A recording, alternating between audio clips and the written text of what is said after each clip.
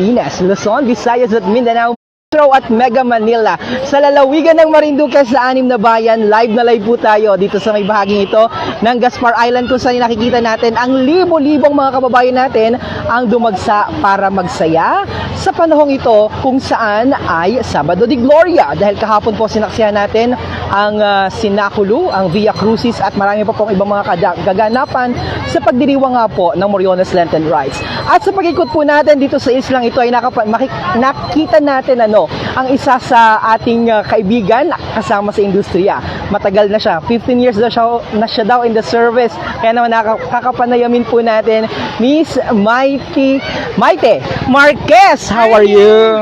Okay lang, kahit Maite Mouse, gano'n. Hi, Myong. So, yes, Myong, it's really wonderful. No? Ang dami talagang tao dito sa Gaspar. And one thing is, I don't know if you guys know the story of Gaspar. Pero before you respond to my question, pakilala mo na si Miss Maite. My name is Maite Juan Marquez. I am from Island Living Channel. Now, I'm surprised there's so many Marquezes here in Marinduque. Mayayaman daw sila. So ako maganda lang. So. Pero mukhang hasyendera din. Pwede. Peg ko yan. Kasi hindi naman magsusuot ng ganyan kagandang kwentas. By the way, kumusta po ang inyong pagbisita sa Marinduque at bakit kayo nandito sa probinsya? Okay, so we were invited by the tourism, Department of Tourism. I'd like to thank RD Zen for inviting us here. They made a familiarization tour, a fam tour, to bring us all around Marinduque. And the little, we went to Gasan, we went to Boac, and we went to the other municipalities. We met the governor and the mayors of the town. That's why we're here po. So, kumusta naman po ang inyong pagbisita dito sa lugar at pagpunta doon sa mga lugar na binanggit nyo kanina? Teka muna, Tagalog ba to?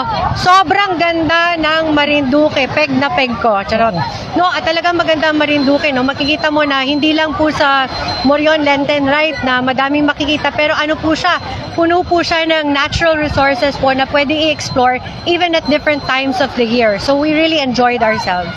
Kayo po ay kabahagi ng familiarization tour ng Department of Tourism. Pero ano po yung nakita nyo na magagandang pupuntahan dito sa lugar? Okay, so allow me to explore, no? The first thing that we saw is, of course, we saw the Via Crucis, we saw the Cenaculo, and then we were able to see the Sulphur Springs. Ang dami po nakita. We're now in the islands, no? We had lunch here in the islands. But I think, no, let me just share, aside from the natural resources, ang nakita po namin, yung kakaibang ugali ng taga Marinduque. I think one of the best natural resources Marinduque has is in its people, because they were very hospitable towards us. You know, anytime we needed something, they really catered to us and they found a way. Tapos lagi sila nakasmile. So yun po, that's I think the best thing that I saw or na ko sa Marinduque. So na-experience mo yung aming putong o yung tubong? Opo, yun. How was it? It was, alam mo yung medyo pag umuwi ka, ako kasi I'm not married, I'm single. So the only thing that greets me in the house is yung aso ko tumatahol or yung yaya bells ko. But here naman, may sayaw, may corona, may bulaklak. Para bang rock and roll, ang galing nun. That was such an experience to be like a king or a queen for a day po. Ang galing. So saan pa kayo pupunta o nakatakdang bumisita? Actually, patapos na po yung fam tour namin, no? But I'd like to share that last night, we were able to join the Good Friday procession in Gasan. I was amazed, Myong, I wanna tell you, kasi usually, di ba, kapag mga simbahan, nagkakaalitan. Doon naman was the first time that I saw that the Catholic and the Aglipay Church in consonance with each other, yung parang this caro first, this caro next, walang suntukan, friendly, parang sabi ko, ang galing nun. So, yun, noteworthy talaga yun para sa akin. So, ito pong tinake nyo na photos or mga videos or short travel vlog or videos dito sa Marinduque, saan at kailan po yung mapapanood na aming mga kababayan? Okay, Myong, ito, no, akala namin, pagpunta namin dito, ito lang Morion Lenten Rite ang gagawin namin feature. It's not possible po. The Morion Lenten Rite will be a 40-minute episode and Marinduque on its own with all its municipalities has to be another episode. These episodes you can watch in any port, seaport, and on all cable because Island Living Channel is the biggest cable network channel po in the Philippines. At ito pong ating live feed ay napapanood sa aming local cable dito sa Marinduque, sa mga bayan ng Buwak, Gasan at saka po sa bayan ng Mugpog. Kaya karangalan namin na makadaw pang palad ka namin dito at makasama dito sa live coverage na ito. Miss Maite, bago tayo magtapos, anong mensahe na nais mong iwan sa aming mga kababayan sa iyong karanasan dito sa aming mahal na isla? Okay. Ang lalim ng Tagalog nung nagkalisod ko ba, nagkagilay sa kapukanan, sa katungod ng kitamakan. Okay, try natin to sa Tagalog ha. Taos-pusong pasasalamat ang ginagagawin po namin sa inyo. Ayun ba, tama ba yun? Okay. Kinalimutan yung question. Natawa ko. Mensahe. Alam niyo po ba na ang Marinduque, ang salita namin ay isa sa pinakamalalim na salita in terms of Tagalog or yung Filipino. We have our own, it's what we call Tagalog Marinducanon. Ay, really? Yes. Okay, so another new thing I've learned. One thing I'd like to leave as a message is, Marinduque, you have to prepare yourselves. Dadagsain kayo more and more each year. So, bye! Dito ko po. You have to prepare kasi I think the tourists are gonna come in droves. They're gonna keep coming. So, to the governors, excuse me, to the governor and the mayors, you have to make more hotels, homestays, lahat po. Because there's so many beautiful places to see, and not only during the time of the Marion Lenten Ride. So that is my message for the Marinduque government, no? But for the people out there that are watching, let me be solemn for a minute. Watching the Via Cruces yesterday, ano po, it was really close to my heart, and I think it's something you have to do at least once in your life, whether you're a Christian or you're born again like I am. It's an experience po that you will keep for a lifetime. So po, if you have to do one thing here, please watch and join the Via Cruces.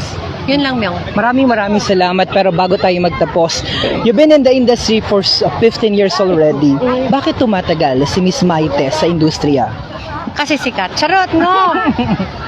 One thing I enjoy, no? I think I've stayed here because the best stories come from people. And I've stayed here for 15 years because along the way, it's not really the most sikat people that have left an imprint in my heart. But it's like Lola Josephine, the tindera that sells in the market, or it's like Kuya Ando, or it's even the guy there, si Edwin, that played Dimas kahapon. When I meet people and they share their life with me, it enriches my life to know that somewhere out there, something's happening also to somebody else. And for us to share that moment po, it makes it all worthwhile. Very well said, and thank you so much for sharing your story with us. Napakapambirang Thank you. pagkakataon na kami ay nakakapag-interview ng mga kasama namin sa ganitong industriya. And we are so much fortunate na bumisita po kayo dito sa Marinduque. Thank you. Bago magtapos, usong-uso sa TikTok, how much is your outfit? Ngayon, from your shoes, how much is that? It's about 5 grand. 5, okay. And nako, may tattoo, no? Ayan. And yung how do you call this one? Believe it ha, these shorts were given to me. This watch was given to me as well. It's a Jupiter moon swatch. Yung mga jewelry, wag na lagyan mo na lang ng estimate na lang lahat ng jewelry. Mga few 100,000.